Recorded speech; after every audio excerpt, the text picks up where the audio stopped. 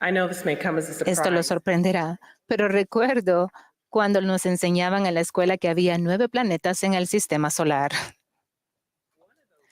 Uno de ellos era Plutón. Lo nombró Venetia Burney, una niña de 11 años de Oxford, Inglaterra, al descubrirse en 1930.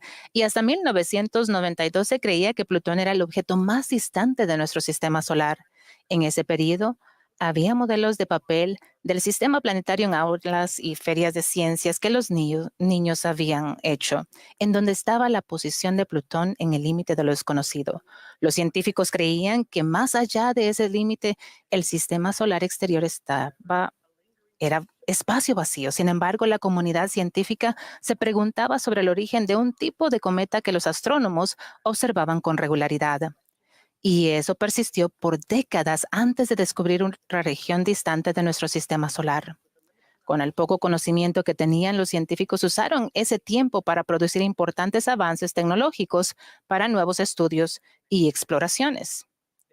Su descubrimiento final reconfiguró nuestra zona planetaria y dio lugar a que Plutón fuera reubicado en esa nueva región del espacio y nuestro sistema solar constara de 8 planetas. Un destacado científico planetario e investigador de la misión espacial Nuevos Horizontes, encargada de explorar Plutón de cerca, dijo lo siguiente sobre esta experiencia. Creíamos comprender la geografía de nuestro sistema solar. No era así. Creíamos comprender la población de planetas de nuestro sistema solar y estábamos equivocados. Lo que me sorprende de ese periodo de la historia de la exploración espacial son los paralelismos y diferencias clave entre la metafórica búsqueda de expandir los horizontes científicos y el viaje que nosotros, como hijos de Dios, hacemos para buscar respuestas a nuestras preguntas espirituales. Específicamente, cómo reaccionamos ante los límites de nuestro entendimiento espiritual y prepararnos para la siguiente etapa de crecimiento personal y en dónde encontramos ayuda. Hacer preguntas y buscar significado es parte natural y normal de nuestra experiencia terrenal. A veces, el no tener respuestas completas puede llevarnos a los límites de nuestro entendimiento, y esas limitaciones resultan frustrantes o abrumadoras. De un modo maravilloso, el plan de felicidad del Padre Celestial para todos nosotros está diseñado para ayudarnos a progresar a pesar de nuestras limitaciones y a lograr lo que no podemos lograr por nosotros mismos, aunque no tengamos un conocimiento completo de todas las cosas. El plan de Dios es misericordioso con las limitaciones de nuestra condición humana. Nos da a nuestro Salvador Jesucristo para que sea nuestro buen pastor y nos inspira a utilizar el albedrío para elegirlo a Él. El introductor enseñó que hacer preguntas no es señal de debilidad, sino que es el acto precursor del crecimiento.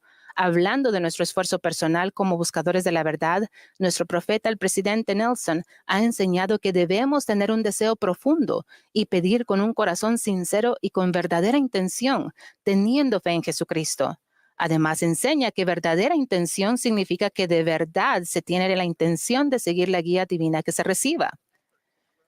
Nuestro esfuerzo por crecer en sabiduría nos lleva a examinar nuestras preguntas, complejas o no, por el ente de la causa y el efecto, buscando y reconociendo pautas definidas y al elaborar narrativas para formar nuestro entendimiento y llenar los vacíos en el conocimiento.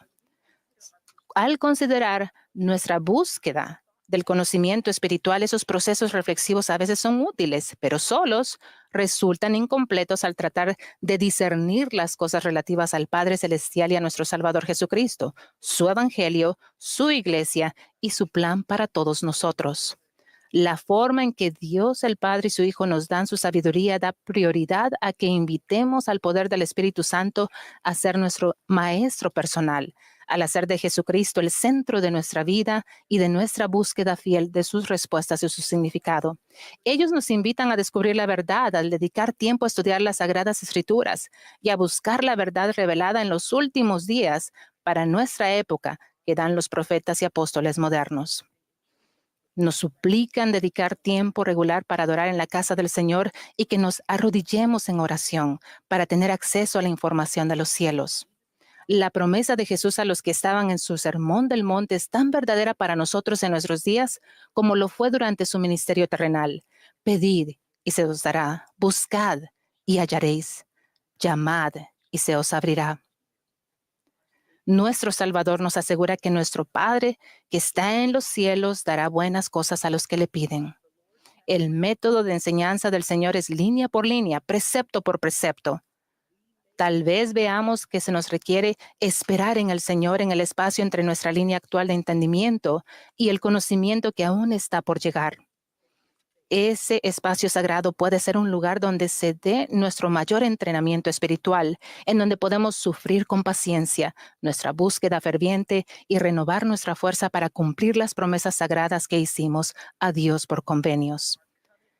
Nuestra relación de convenio con el Padre Celestial y Jesucristo es señal de nuestra ciudadanía predominante en el reino de Dios. Y para morar en Él se requiere que ajustemos nuestra vida a los principios divinos y nos esforcemos por progresar espiritualmente. Un principio clave que se enseña en el libro de Mormón es que cuando los hijos de Dios eligen demostrar obediencia y guardar sus convenios, reciben guía y dirección espiritual continuas. El Señor nos ha dicho que mediante nuestra obediencia y diligencia podemos adquirir conocimiento e inteligencia. Las leyes y los mandamientos de Dios no están diseñados para ser un obstáculo en nuestra vida, sino una poderosa puerta de acceso a la revelación personal y la educación espiritual. El presidente Nelson enseña la verdad crucial de que la revelación de Dios es siempre compatible con su ley eterna y además que nunca contradice su doctrina. Su obediencia voluntaria a los mandamientos de Dios, a pesar de no tener un conocimiento completo de sus motivos, los coloca en la compañía de sus profetas. En Moisés 5 se nos enseña sobre una interacción entre Adán y un ángel del Señor. Después de que el Señor diera a Adán y Eva mandamiento de que adorasen al Señor su Dios y ofreciesen las primicias de sus rebaños como ofrenda al Señor, en las Escrituras se nos dice que Adán fue obediente a los mandamientos del Señor. Leemos que después de muchos días un ángel del Señor se apareció a Adán y le dijo, ¿por qué ofreces sacrificios al Señor? Y Adán le contestó, no sé, sino que el Señor me lo mandó. La obediencia de Adán precedió a su entendimiento y lo preparó para recibir el conocimiento sagrado de que participaba en un símbolo sagrado de la expiación de Jesucristo.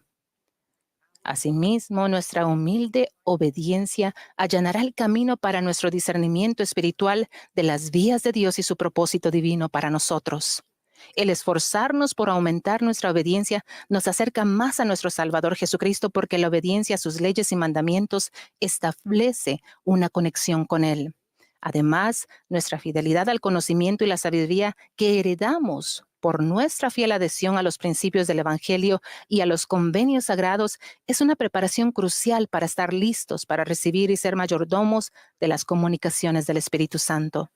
El Padre Celestial y Jesucristo son la fuente de toda verdad y comparten su sabiduría abundantemente. Además, el entender que no tenemos ningún conocimiento personal independiente de Dios nos ayuda a saber a quién recurrir y dónde depositar nuestra confianza principal.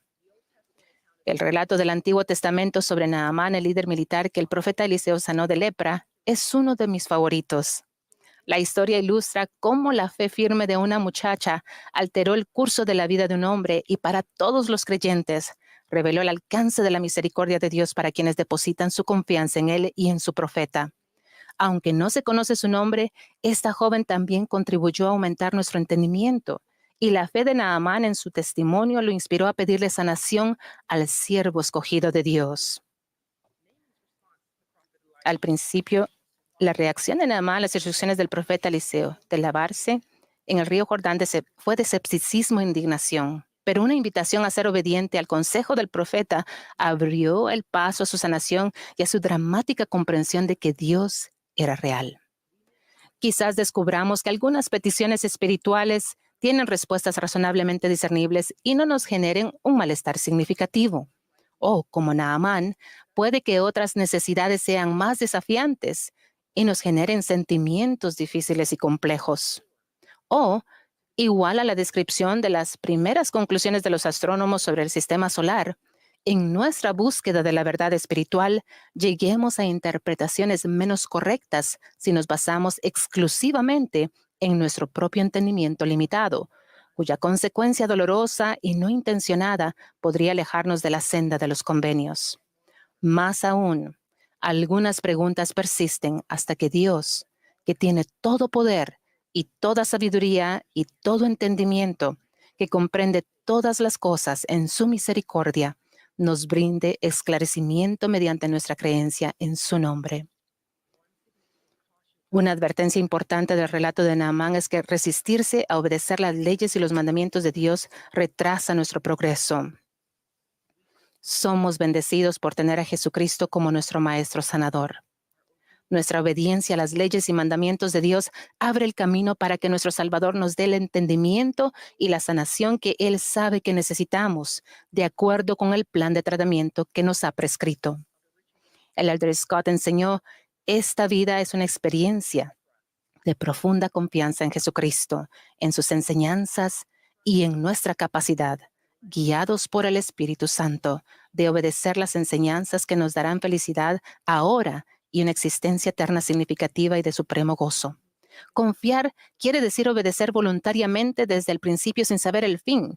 Para producir fruto, tu confianza en el Señor debe ser más fuerte y duradera que la que tengas en tus propias ideas y experiencias. Él sigue diciendo, ejercer la fe es confiar en que el Señor sabe lo que hace contigo y que Él puede lograrlo para tu bien eterno, aun cuando tú no puedas entender cómo lo hará.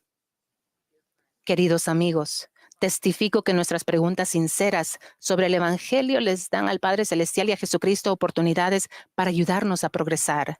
Mi esfuerzo por buscar respuestas del Señor a mis preguntas espirituales pasadas y presentes me permite usar el espacio entre las líneas de mi entendimiento y el de Dios para obedecerle a Él y ser fiel al conocimiento espiritual que tengo. Testifico que poner su confianza en el Padre Celestial y en sus profetas que Él ha enviado los elevará espiritualmente y los impulsará hacia el horizonte expandido de Dios. Su perspectiva cambiará porque ustedes cambiarán. Dios sabe que cuanto más alto estén, más lejos ven. Nuestro Salvador los invita a ese ascenso. En el nombre de Jesucristo. Amén.